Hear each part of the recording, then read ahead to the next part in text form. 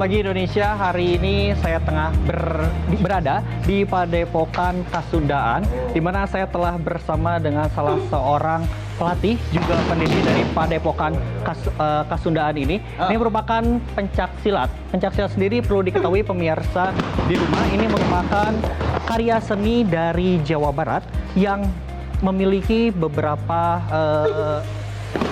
bentuk kegiatan, dan ini seperti sedang diagendakan jurus mengenai jurus harimau yang sedang diperagakan oleh teman-teman semua. Dan untuk lebih jelasnya, kali ini saya tengah bersama dengan salah seorang pelatih yang mungkin di Indonesia sudah tidak asing lagi, yaitu dengan Kang Cecep. Halo Kang Cecep, selamat pagi.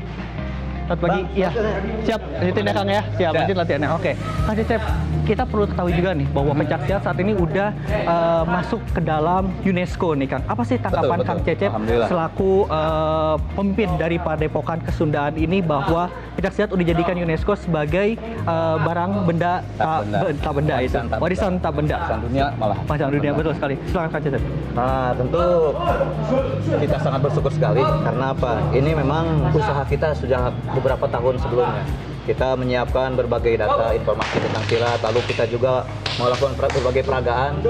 Ada beberapa program juga yang datang ke sini untuk memperlihatkan bahwa memang silat itu tidak hanya dilakukan di daerah, tapi juga di kota-kota. Jadi di kota juga. Nah, selain itu juga ternyata silat itu juga tidak hanya dikembangkan di daerah, tapi juga di luar negeri. Tidak hanya nasional, juga internasional. Oke. Nah, bahkan cabang-cabang kita di luar, bukan hanya cabang kita dari Pangliput, cabang yang lain juga sudah lebih dari 68 negara yang sudah mempelajari silat. Oke, Kang, tadi dibahas tentang di luar negeri. Kang Cecep sendiri kan sudah sering nih untuk go internasional di berbagai film. Salah satunya mungkin yang dikenal dengan masyarakat, dan saya juga menonton satu adegan di John Wick 3 Parabellum, betul ya? Ada adegan di mana Kang Cecep beradu silat mungkin dengan Keanu Reeves. Betul. Itu sebenarnya tanggapan itu seperti apa, kok bisa ada bahasa Indonesia dan juga gerakan-gerakan itu seolah-olah pencak silat itu tidak kalah dengan yang Keanu Reeves gitu. Silakan Kang Cecep. Semenjak film The Raid yang diinikan sama Pak Gareth Evans, teman-teman kita antara lain Iko dan Gandayan. Nah, dunia perfilman internasional langsung bisa melihat bahwa pencaksilat ternyata bisa dikemas sebegitu rupa. Akhirnya ada beberapa film setelah The Raid itu kira-kira 10 film Hollywood yang membuat referensi ke The Raid, ke film The Raid. Nah, dengan adanya itu beberapa pembuat film ada yang datang ke Jakarta, melakukan studi banding dengan timnya The Raid. Waktu itu saya juga kebetulan sedang latihan di Jakarta.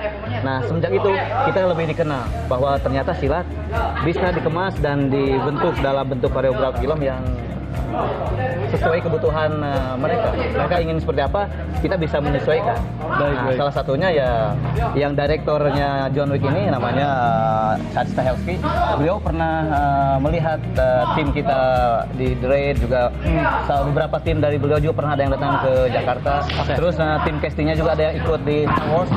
Jadi mereka akhirnya coba mengkontak kita dan tanya bagaimana katanya kalau kita kolaborasi antara silat dengan itu. Oke, Kang, silat itu kan ternyata nih berdasarkan informasi yang kami dapat juga Anda mengaplikasikan berdasarkan dari hewan-hewan, betul ya Kang ya? Betul. Mungkin seperti teman-teman semua yang berada di belakang ini sedang ada jurus, mungkin yang sebelah kiri seperti hewan apa, dan kan seberapa kita bisa tunjukkan mungkin ini apa sih Kang? Jadi kalau lihat ini yang lebih kelihatan atraktif dan ringan, kita bilang ini pamonyet. Pamonyet, oke. Jadi ini seperti hewan monyet begitu ya? Kenapa hewan monyet? Kang Cecep? Karena kita bukan meniru apa yang dilakukan monyet, tapi prinsip dari gerak monyet yang ringan, terus lentur, terus lebih atraktif langkahnya, terus tidak statis tapi dinamis. Seperti ini ya, seperti contohkan ini ya teman-teman. Jadi tidak ada satu gerak yang hanya statis ininya, pasti satu gerak satu langkah, satu gerak satu langkah. Satu gerak satu langkah. Oke. Ini monyet di sebelah kanan kita ini pemacan.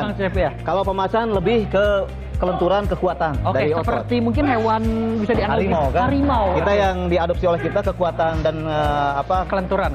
Kekuatan dari harimau seperti harimau Sumatera. Tapi juga kecepatan dan kelenturan dari harimau kumbang. Oke, jadi Macan kumbang. diaplikasikan Dalam bentuk bentuk gerakan gerak. mungkin dari tangannya itu Ya, seperti ini. tangannya misalnya seperti dari harimau yang besar Oke, kita. ini mungkin meningkatkan, salah satu gerakannya ini di pencak silat ini Ya, seperti ada. harimau. Karena Oke. kita bagaimana kan kadang jari kita sering lupa untuk menguatkan Oke. jari. Nah, dengan pemasangan ini kita melatih bagaimana menguatkan jari. Oke, selain itu juga Kang Cecep boleh diketahui juga Mhm. bahwa di Jawa Barat sendiri itu ya ternyata ada akulturasi dari pencak silat. Ini Betul. datang dari mana aja sih Kang Cecep? Nah, seperti contohnya di aliran di Panglipur ini. Oke. Kita mengkolaborasikan antara 5 aliran. Cimande, Cikalong, Sabandar, Serak, dan Betawi. Cimande itu pure bela diri dari Jawa Barat. Jawa Barat, betul. Tapi kalau Cikalong itu sudah ada akulturasi dari Sumatera Barat karena Haji Ibrahim selain belajar ke 19 guru Cimande juga belajar dari 2 guru Sumatera. Oke, berarti juga pencak silat sendiri juga belajar dari daerah lain dong tentunya. Betul. Nah, terus Mama Sabandar memang asli orang Sumatera yang pindah ke Jawa Barat. Oke. Terus Serak, Pak Serak belajar Cimande juga belajar dari guru yang di Aceh. Ada punya teman baik dari Bugis Makassar. Akhirnya mengkolaborasikan 3 tempat, Jawa Barat, Sumatera Barat, sama Aceh, sama Bugis Makassar. Oke. Kang Cecep boleh tahu nggak sebenarnya apa sih yang membedakan antara mungkin Cimande dengan Betawi, mungkin dengan juga yang di Sumatera? Apakah ada gerakan-gerakan khusus yang membedakan antara silat ini sebenarnya? Tentu, seperti Cimande lebih mencoba menguatkan tulang. Oke. Dan kita mencoba bahwa manusia itu harus punya shield sendiri. Shield sendiri. Jadi tangannya itu dibuat sebagai shield, selain sebagai senjata. Tapi kalau di Sabandar sama Cikalong lebih mengutamakan bagaimana melenturkan ototnya dan rasanya supaya lebih sensitif. Oke, boleh kasih contoh mungkin teman-teman semua ini apa sih yang membedakan antara Cimande dan juga mungkin Betawi itu? Boleh. Kang, mana Kang? Oke, kita coba yang jurus Cimande mungkin Ya. ya, Cimande baik-baik. Nah, Cimande lebih mengutamakan bagaimana kita mengcounter dari tangan. Tangan, Nah, oke. jadi kita tidak langsung menyerang ke kepala, tapi lebih ke menyerang bagian tangan. ini, dan bagian tangan. Bisa contohnya kalau ada serangan, Baik. kita tidak Tangan. langsung nyerang ke sana, Baik. tapi kita lebih ke sini. Ini masuk. Nah, kalau endingnya bisa kita membuatkan pukul sana. Siap. Tapi kalau awalnya pasti selalu kita fokus ke tangan. Misalnya ada serangan 2, ini itu pasti serangan ada. Nah, kita pasti fokus ke sana. Ini masuk. Nih, bisa itu, bisa Oke. juga ini.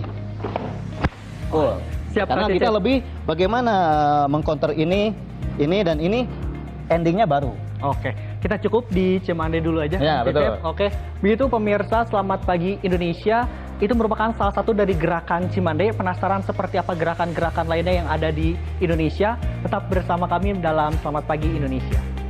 Halo pemirsa, selamat pagi Indonesia. Jumpa lagi bersama saya Andromeda Rizal di Padepokan Kasundaan. Nah, masih bersama nih dengan teman-teman dari Padepokan Kasundaan bahwa pencak silat itu ternyata bukan hanya dari Jawa Barat saja, melainkan juga dari berbagai daerah yang ada di Indonesia seperti Sumatera, Kalimantan, Jawa dan juga Bali. Berbagai aliran pencak silat ini ternyata diakulturasi sehingga menimbulkan sebuah silat Nusantara. Dan untuk lebih jelasnya tadi juga kami akan melanjutkan bahwa terdapat salah satu jurus tadi Cimande ya kan ya. Saya itu ada jurus apa lagi sih Kang yang boleh dikasih Ada tahu? juga Serak, ada Cikalong, Sara Cikalong. Oke, terus Kang. ada Sabandar. Sabandar. Emang kalau membahas mengenai pencak silat itu luas sekali ya Betul, karena betul. karena ada akulturasi budaya dan lain sebagainya. Kalau boleh dibandingkan Kang, antara Indonesia dengan negara tetangga misalnya Malaysia, apa sih yang membedakan pencak silatnya? Mungkin adakah gerakan yang berbeda atau seperti apa sih Kang? Seperti tadi pernah saya sampaikan bahwa sumber silat itu kalau di Nusantara itu ada 3. Di antaranya ada Sumatera Barat, Jawa Barat, sama Bugis Makassar. Nah, dari 3 daerah ini menyebar ke berbagai wilayah, termasuk ke Sumatera. Dan di tiap daerah ada 30% lokal. Jadi 70% dari 3 daerah ini, 30% lokalnya. Dan itu yang berakulturasi juga dengan aliran lokal. Sama dengan yang di Malaysia. 70% dari yang Sumatera Barat, dari Bugis Makassar ini, sama dari Jawa Barat, ada masuk ke Malaysia. Nah, setelah masuk sana, berakulturasi dengan budaya, ada tarian, ada gerak-gerak tradisional di Malaysia, akhirnya jadi aliran Malaysia. Jadi sebenarnya ada 70% kesamaan antara Malaysia dengan Indonesia. kita. Sama-sama silat. Silat. Jadi pasti Melayunya ada, Bugis Makassarnya ada, Jawa Baratnya ada, tapi ada khasnya Malaysia seperti misalnya permainan kerisnya memang ada khas dari sana. Khas. Oh, mungkin beda di dengan senjatanya kita. mungkin ya yang berbeda di antara Karena kan, Jawa jadi Barat. itu salah satunya budaya yang ada di daerah akan bergabung dengan gerak dari yang 3 sumber tadi. Oke, Kang Cecep sendiri nih, pengen tahu nih, tadi udah mengetahui secara jelas nih tentang pencak silat. Betul, Sebenarnya betul. Kang Cecep sendiri sudah berapa lama sih belajar pencak silat dan awal mulanya itu seperti apa kok bisa menyukai pencak silat ini? Boleh diceritakan ke teman-teman Selamat Pagi tentu. Indonesia juga. Jadi bisa dibilang saya mulai belajar silat dari umur 7 atau 8 tahun. 7-8 tahun. Bukan, memang di awal-awal semua seperti kita sampaikan bahwa budaya dan kultur itu bisa berkembang dan turun ke generasi penerusnya kalau memang di daerah tersebut masih dikembangkan. Sama dengan waktu saya waktu itu. Kita tidak ada pilihan lain buat olahraga antara bisa main bola atau pencak silat, dan ternyata pencak silat lebih murah kan. Hanya menggunakan badan sendiri ya udah kita ikutan. Karena lihat juga bahwa paman saya ikutan, kakek saya ikutan, kakak-kakak saya ikut. Oh berarti memang keluarga pesilat semua begitu Kang Cecep ya? Nah semenjak itu kan juga kalau kita misalnya ada kawinan atau khitanan pasti ada pencak silat di dalamnya. Ada atraksi pencak silat, ada panggung pencak silat. Nah itu juga yang mempengaruhi anak-anak jadi motivasi buat mereka untuk ingin belajar budaya Untuk kita. Kang Cecep sendiri belajar pencak silat ini tuh sekarang diajarkan ke mana lagi sih Kang selain di Padepokan Kasundaan ini? Tentu karena sama seperti kita tadi bahwa ilmu itu kalau diamalkan akan lebih baik. Nah salah satunya kita mengamalkan Panglipur ini bukan hanya cabang di dalam Indonesia tapi juga di luar Indonesia. Kita insya Allah alhamdulillah ada lebih dari 10 negara yang sudah belajar pencak silat Panglipur dengan pelatih yang memang asli orang sana juga. Jadi ada di Eropa, ada di Asia, ada di Amerika juga, di Brazil juga. Alhamdulillah mereka sudah mengembangkan, dan dengan adanya kita sudah ada acara tahunan, KIS namanya, Kasundaan International Silat Camp. Nah dalam camp itu kita mengundang teman-teman dari luar untuk datang. Karena dengan datangnya ke sini mereka akan mengenal budaya sekitar silat itu seperti apa. Mengapa silat terbentuk seperti ini? Karena ternyata bahwa budaya lingkungan yang akan membentuk hal tersebut. Dan juga yang paling pokok dengan silat adalah silaturahmi.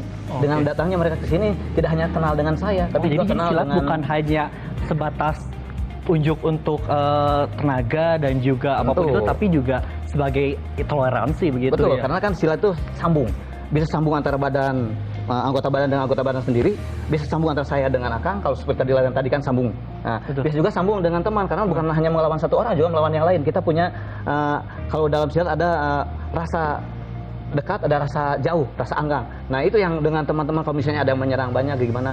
Terus juga kita harus tahu bahwa yang menyerang kita belum tentu musuh. Ya ada saja yang keluarga kita yang stres. Jadi kita harus punya dua reserve lah, bahwa menyerang untuk melumpuhkan atau menyerang untuk memang menyelesaikan.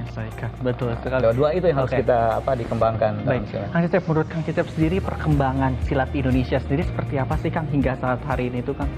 Dengan adanya perkembangan silat, apalagi sekarang sudah diakui oleh internasional dunia, oleh dan UNESCO sebagai juga warisan budaya tak benda. Tentu sekarang perkembangan silat di daerah, bukan hanya di daerah tapi juga di kota-kota sudah lumayan bagus. Nah karena mereka sudah menghargai silat, sudah setara dengan bela diri lain. Tidak hanya sebagai budaya yang dikembangkan di daerah atau di kampung, tapi juga di kota-kota. Nah jadi bukan hanya di kota, malah di luar negeri. Di luar negeri juga. Di luar negeri juga diakui. Kang, boleh satu nih Kang. Ini mungkin informasinya hanya Kang saja tahu. Waktu pas Akang lawan Keanu Reeves ini, itu sebenarnya di balik itu semua tuh ada hal-hal yang menarik nggak sih Kang yang bisa kita kasih tahu? Ini kenapa nih Keanu Reeves sampai emang di sini emang di setting supaya yaudah kita sama seimbang 0 sama 0 setelah jatuh dari kaca itu, atau seperti apa sih? Di awal-awal skenarionya kita mati sebenarnya. Oh mati sebenarnya. Skenarionya loh. Skenario awalnya itu mati. Menjelang proses syuting kan tidak ada latihan. Beberapa kali latihan di gym yang sudah disediakan di sana. Akhirnya mereka bisa melihat bagaimana keunikan pencak silat, dan mereka bilang bagaimana katanya kalau endingnya tidak mati. Saya senang saja, saya bilang sama kalian. Tentu kita akan senang, dan malah katanya kalau boleh nggak ada dialog. Oh jadi dialog itu tuh atas permintaan mereka. Terus ya? saya bilang dialognya mau pakai bahasa apa? Mereka bilang pakai bahasa Indonesia saja, katanya lebih unik. Jadi kita berdialog, tapi mereka kasih bahasa Inggrisnya bahwa bagaimana kita sebenarnya menghormati Keanu Reeves sebagai seorang jagoan, tapi karena tugas kita harus membunuh dia. Tapi ternyata dalam prosesnya kita tidak bisa membunuh, seimbang, dan dia juga karena respect dengan kita sama. Ya jadi di akhir emang endingnya setelah bertarung dengan Keanu seimbang, nggak ada yang salah, nggak ada yang kalah, nggak ada yang menang juga. Dan juga kita saling memberikan respect. Mas sesuai juga dengan tujuan dari pencak silat sendiri. Betul. Malah terakhirnya Keanu minta, boleh nggak katanya saya ada dialog bahasa Indonesia sedikit. Kita bilang silahkan tuh. Mau dialog apa? Katanya kalau ingin jumpa lagi apa? sampai jumpa kita sampaikan. Udah dia coba hafalkan setengah hari dan Oke, hilang. Kang Cecep, terakhir nih Kang. Boleh ditunjukkan sedikit mungkin adegan waktu pas melawan Keanu Reeves itu mungkin adegan-adegannya seperti apa ke kita semua? Boleh, boleh. Boleh, Akang sendiri aja mungkin teman-teman semua bisa di belakang ya Kang, Ya. silakan. Jadi dalam gerakan di sana kita lebih memperlihatkan aliran Jawa Barat dan Sumatera Barat. Jawa Barat dan Sumatera Barat ya, oke. Contohnya misalnya ada tentang bagaimana kita memukul itu langkah sana. Oke. Tendangan juga misalnya ada sapuan, terus ada bawah. Ambil ini, sana, terus sana. Terus seperti gunting atas. Oke, jadi seperti ini ya gerakan-gerakan pada lebih saat banyak melawan Keanu. bagian atas gerakan-gerakan Jawa Barat, bagian bawahnya gerakan Sumatera. Oke, atas Jawa Barat dan bawah Sumatera. Kok bisa dikombinasikan seperti itu Kang? Karena memang seperti saya sampaikan, struktur tanah, struktur daerah akan mempengaruhi aliran itu sendiri. Oke. Contoh seperti Jawa Barat, tanahnya yang memang lebih lembek. Siap. Orang lebih senang kuda-kuda yang kaku dan tangan yang aktif. Baik. Tapi di Sumatera gunung-gunung terus keras. Mereka senang yang Siap. ininya juga aktif. Kang Cecep, terakhir pesan untuk masyarakat Indonesia terkait pencaksilat Indonesia satu aja Kang, apa Kang? Boleh. Sekarang pencaksilat sudah diakui dunia. Siap. Bahkan sebagai warisan budaya tak benda. Dari kita itu pencaksilat, berarti sudah Nusantara. Baik. Pencaknya dari wilayah selatan Indonesia, silatnya dari wilayah utara Indonesia. Baik, siap. Jadi itu sudah Nusantara. Jadi kenapa tidak? Kita sebagai pemiliknya harus bisa jaga. Baik. Oke, terima kasih Kang Cecep. Sama-sama. Itu saja jadi teman-teman, selamat pagi Indonesia dan juga pemirsa di rumah untuk selalu melestarikan pencaksilat yang ada di Indonesia, dan juga kita selalu sama-sama berlatih karena pencaksilat bukan untuk bertarung tapi untuk mendekatkan diri dengan orang lain. Betul. Gitu. Betul. Bersilaturahmi. Bersilaturahmi, betul sekali Kang. Demikian kembali ke Anda Robert. Oke, hatur nuhun Kang Cecep. Terima Oke, kasih Andro, Ramawadu terima dan langsung kasih, dari sana. Andro. Jadi pencaksilat itu bukan mengenai gagah-gagahan. Pencaksilat itu ada kandungan seni yang tinggi. Setuju. Kemudian bagaimana silaturahmi antar masyarakat dan juga menjaga hubungan dengan Yang Maha Kuasa. Itu dalam banget filosofinya, Mar.